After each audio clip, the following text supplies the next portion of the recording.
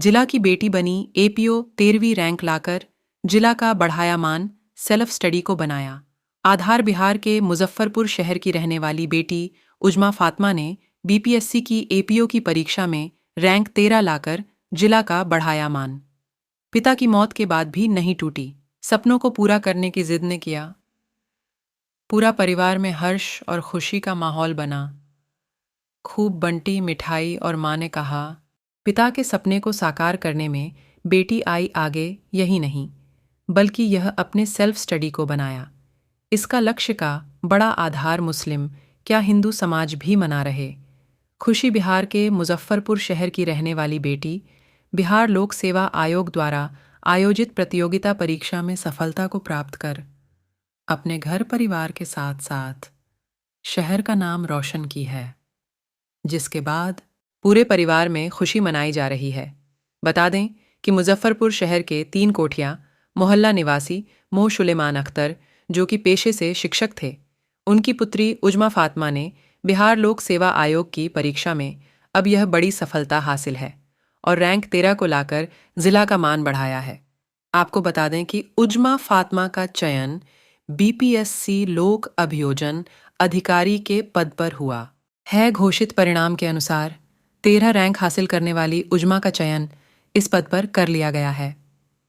शहर स्थित Saint Xavier school से 2011 में 10वीं की परीक्षा और फिर सनशाइन स्कूल से 2013 में 12वीं की परीक्षा पास की करने के बाद उजमा ने देहरादून से 2019 में बीए एलएलबी की परीक्षा पास की है, जिसको लेकर के उजमा कहती है कि उनका सपना सदा से ही जज बनने का रहा है। उनके चयन से परिवार में खुशी का माहौल है और परिणाम जानकारी होने के बाद पूरे घर में जश्न का माहौल है।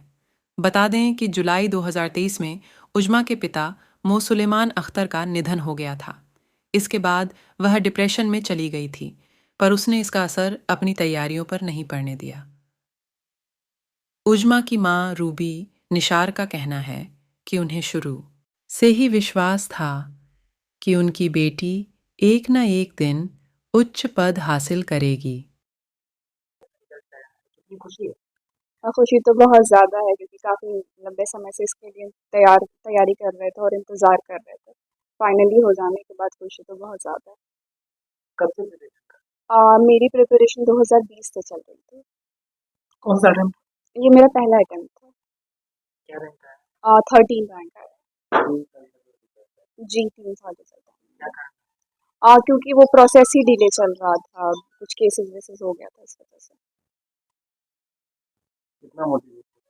अभी तो बहुत ज़्यादा मोटिवेटेड है, फर्स्ट अटेम्प्ट था और अपने से खुद से तैयारी की, सेल्फ स्टडी करके, तो मोटिवेशन बहुत ज़्यादा है। फैमिली की तरफ से कितना सपोर्ट? मतलब आज जो भी है, जहाँ भी पहुँचे, वो बस मेरी फैमिली की वजह से है और स्पेशली मेरे मेरे पेरेंट्स सबसे ज़्यादा सपोर्ट किए। मेरे भैया, मेरी मम्मी, मेरे अब्बू, सबको बहुत सपोर्ट किया। दूसरे एस्पिरेंट के लिए क्या मैसेज है? दूसरे एस्पिरेंट के लिए यही मैसेज है कि अपना 100% दें। अगर आप अपना 100% देंगे तो हो जाता है। कुछ कभी-कभी इसमें लक फैक्टर करता है कि नहीं हो पाता है। मेरे से भी कुछ बहुत अच्छे स्टूडेंट्स हैं जिनका नहीं हुआ, बट कभी डिमोटिवेट नहीं होना चाहिए। अपना 100% दें, होना ना होना तो बाकी तो ऊपर वाले के हाथ में। कैसे प्रिपरेशन हुई आपकी? किस तरीके से? मेरी प्रिपरेशन बुक्स से ही कन्फाइंड थी। कुछ बुक्स हो गए, न्यूज़पेपर हो गया, मैगज़ीन्स हो गया, कुछ यूट्यूब के चैनल हो गए। कोचिंग वोचिंग पे मेरा इतना मतलब ओरिएंटेशन था नहीं, तो शुरुआत से सेल्फ स्टडीज़, डेली पढ़ना, बैरक पे फ़ोकस करना।